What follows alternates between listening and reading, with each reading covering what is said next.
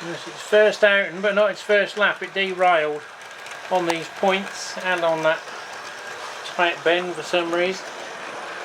I've just pinched the NEM coupling off of the delta to put in it. It's got a Hornby chip in it that I picked up as a job lot with some modelling stuff.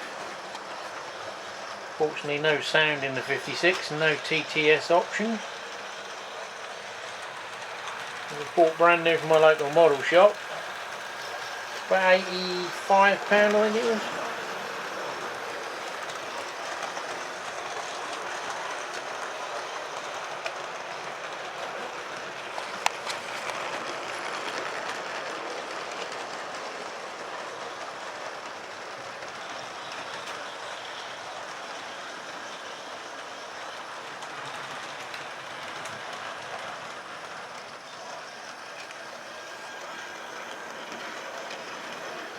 Obviously we'll have a few more appropriate wagons for it to pull at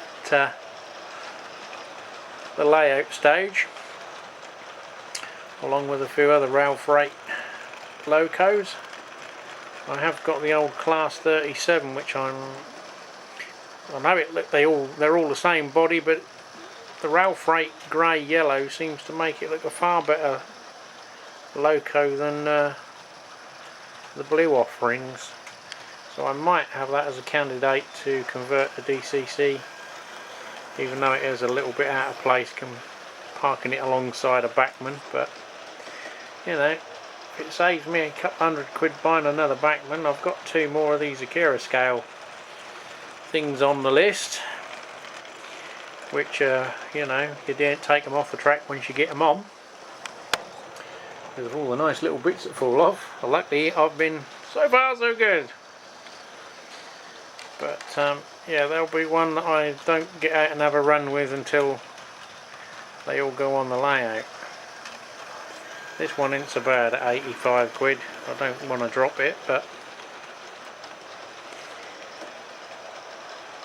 and these old Airfix Mark IIs are just as good as the much more pricier Hornby variant of the same thing. And I found my receipt for the Class 40. I think I got them on offer at Hatton's. I only bought it because you couldn't get a TTS 37 for love nor money, only that horrible yellow thing that looked like Fisher Price had made it. And they were, well, I didn't want one, period. So I bought the 40 because it was £64.99. They turn up on their pre-owned bit. This was in 2018. I bought that. And obviously, you know, it's only been used on air a handful of times, if that. £64, they're now asking £115 for a used one. Because I bought the TTS Railroad Flying Scotsman as well, which you'll probably see in another segment.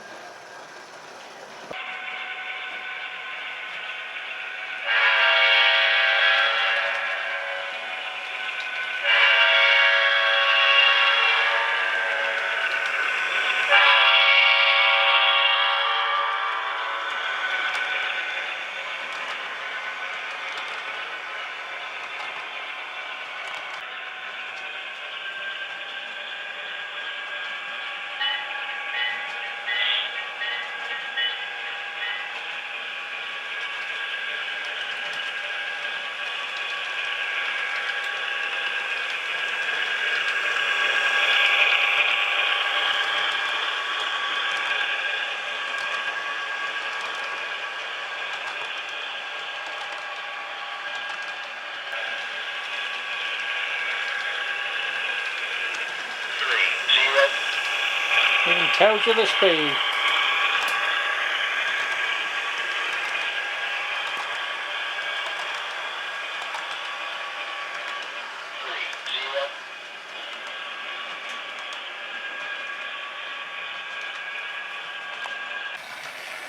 Bringing out the old school. I don't think it had ever been used. I just had it running in reverse. It was really stiff. The wheels are quite mucky as well from oxidisation. I think they're old brass ones, and they are very oxidised. surprised it's running at all really, but I think it did literally just sit on a piece of track. There's just that telltale little mark where it would have been in contact with the rail, and the rest of it is oxidised, so it could well be the first time it's ever been out. And this controller's pulling, I haven't got an amp meter in line unfortunately, but I've just packed the containers away unfortunately. I should have left them out so let us pull them around. Far way up on the controller.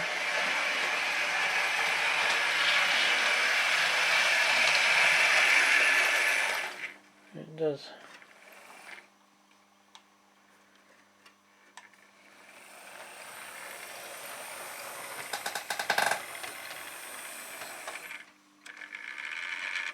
Quite responsive, but the other one was quite tight in reverse as well. Took a lot more current to get it rolling.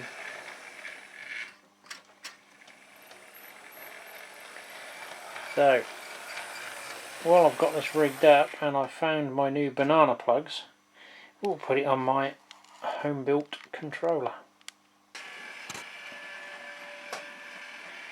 There it is. It's pulse width modulation, which is why you can hear the high frequency from the motor, because it's firing sort of an increased amount of the same voltage. A bit like DCC works, but what we can do is it's got the inertia. If I press the brake, we slow down. Let go of the brake, and off we trot.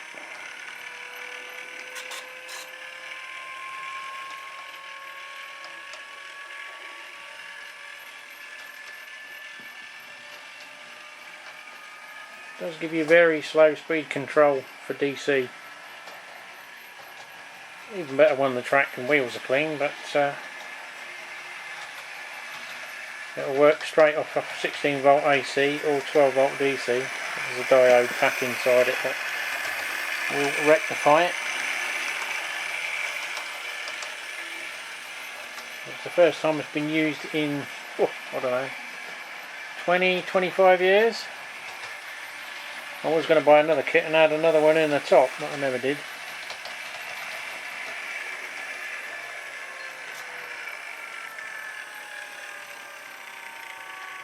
So you do that to slow down and shunt, then you drop the speed back,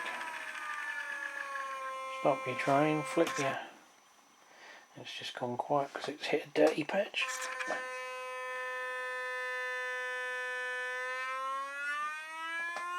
Let it wind up, throttles up.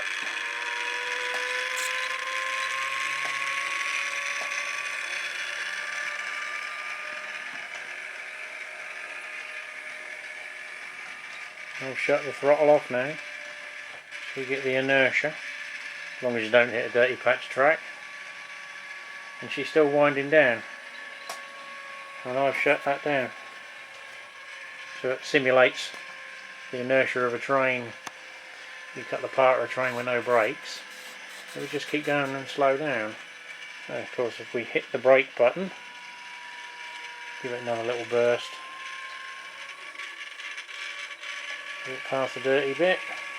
So the throttle's shut on my controller, now I'll press the brake.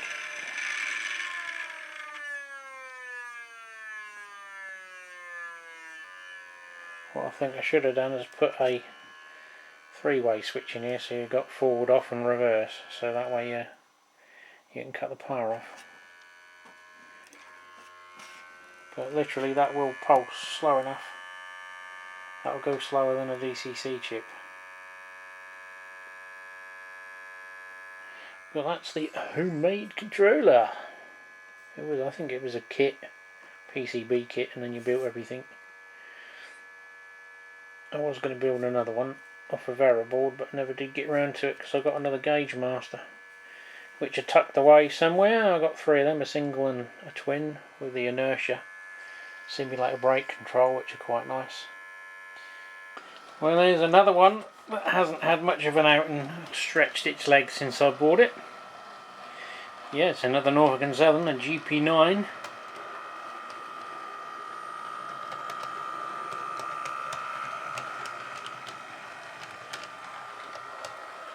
Again, that's another one I don't think has had a lot of use. It's in very good condition, not a lot of wear on the wheels.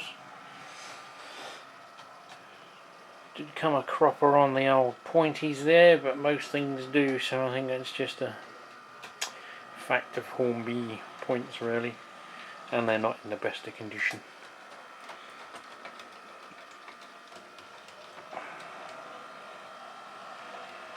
Give it a bit more, wind it up. I don't think this one has any lights on it at all. There is, you could fit them in, there is a glazing piece in there, but I think if I remember taking it off, I think there's one at the front but not at the back.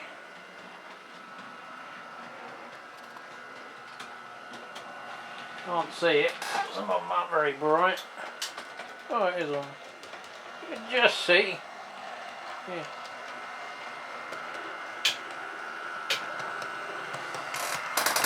I think it's a little tungsten nut, don't there? Might be an LED, it's not obviously getting a lot of current to it. But both of these are going to have 8-pin chip sockets fitted to them, and then I'll put a Lay's DCC chip in them and see how that runs them. And we'll just flick the magic switch.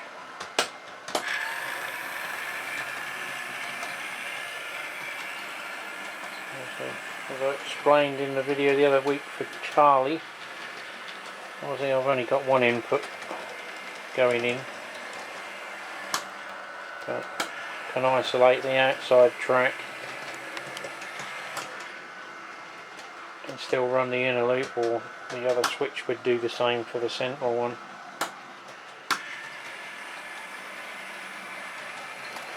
But obviously the idea would be down there you'd have 3 DC controllers, one for each track.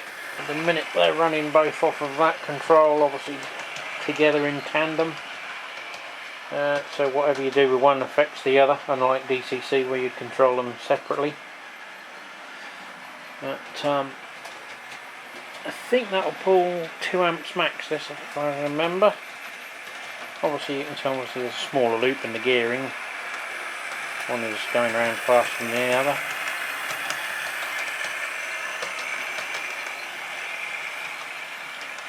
But they seem to be running relatively smoothly.